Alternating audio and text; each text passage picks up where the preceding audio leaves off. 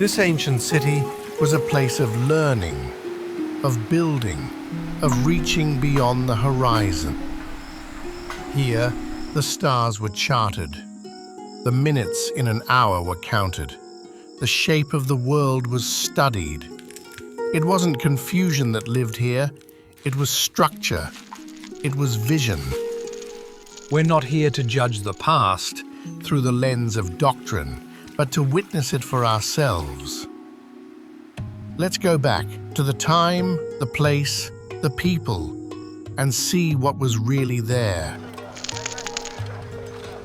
And the whole earth was of one language, and of one speech. And it came to pass, as they journeyed from the east, they found a plain in the land of Shinar, and they dwelt there. The world never spoke just one language, but they all shared one desire, to connect. The story says the whole earth had one language, but history says otherwise. By any time this tale could have taken place, whether 3000 or 2000 BCE, the world already spoke in many tongues: Sumerian, Akkadian, Egyptian, Indus scripts, languages shaped by distance, time, and need. Diversity wasn't punished, it had already begun. And they said, "Let us build us a city and a tower, whose top may reach unto heaven, and let us make us a name, lest we be scattered abroad upon the face of the whole earth." But weren't they already in a city? Didn't they already dwell in the land? If they feared being scattered, were they already divided? And what does it mean to make a name for yourself? Was that pride or simply presence? Why say, "Let us build," unless the story isn't about buildings at all?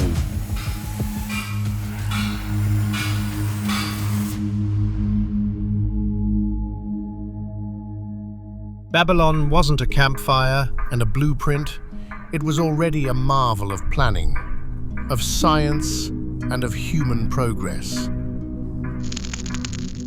And the Lord came down to see the city and the tower, which the children of men builded. Behold, the people is one, and they have all one language, and this they begin to do, and now nothing will be restrained from them, which they have imagined to do.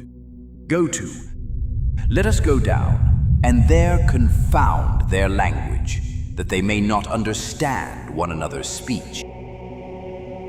It took Babylon hundreds of years to develop into a major city. Did it take God this long to determine there was a problem with one language?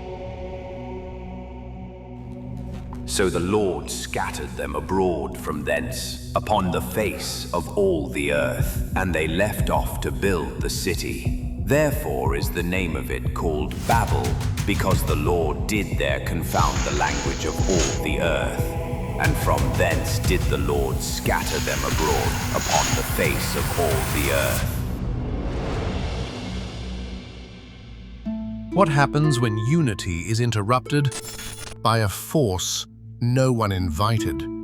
Was the disruption divine, or did it serve something else? So why the story of the Tower of Babel? Is it true? Some say the story must be true because we speak many languages. But languages evolve. They aren't broken, they branch. They point to ziggurats, saying they're the remains of Babel. But they were built over centuries by people who were not scattered.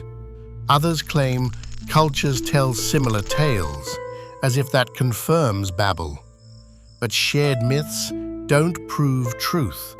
They show how humans everywhere sought meaning. Some cite ancient historians repeating the story. But even they were looking backward, repeating tradition, not uncovering fact, and still others point to DNA and say we were once one people. Accept this evidence. Yes, but scattered slowly, not by confusion, but by curiosity. The story of the Tower of Babel was simply that, a story. The tower wasn't a sin, It was a story retold, a myth crafted not to explain history, but to rewrite it.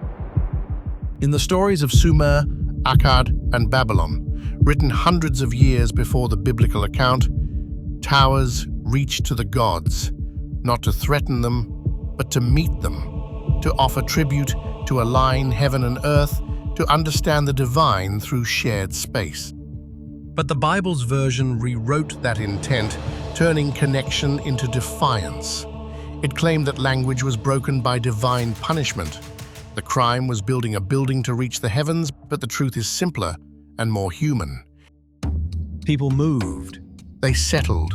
Their words changed, not from wrath, but from time, distance, and need. Today, we speak over 7,000 languages. But language isn't just sound, it's soul. Found its way home. To confuse it is to scatter meaning, culture, identity. Languages didn't come from divine sabotage.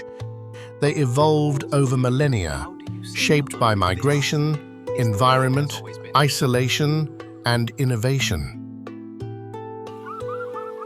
Different lands gave rise to different sounds. Tribes grew, cultures split, tongues adapted.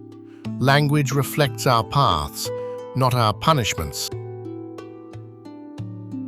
What if the punishment wasn't confusion, but the loss of knowing each other? Languages didn't start in one city.